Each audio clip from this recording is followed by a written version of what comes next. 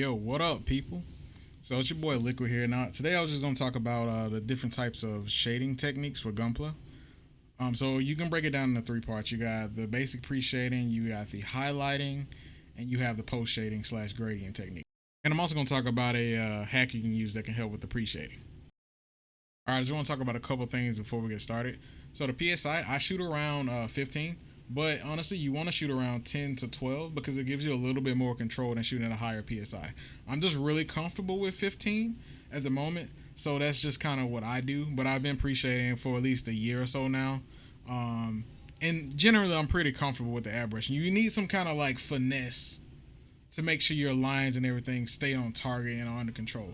In my personal opinion, also with GUNPLA, you don't have to be as accurate because especially when you're just going over the top, and also when you do a matte finish, it kind of just blends in with the parts. And you'll see what I mean when I go through the demo of the video.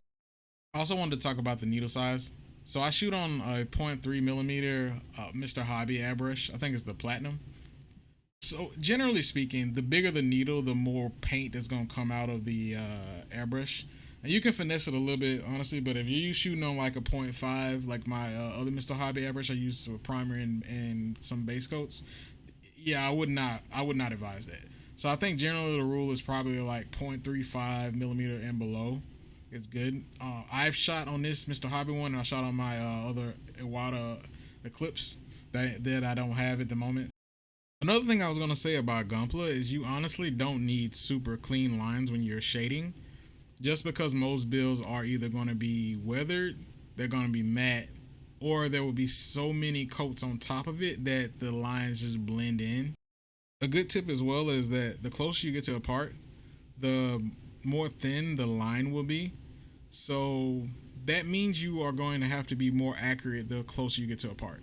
So in my opinion, with GUNPLA, I would say if you can just find the sweet spot where it covers most of the line and hits part of the outside, and then once the base coats go on top of it, it just looks completely fine after the fact.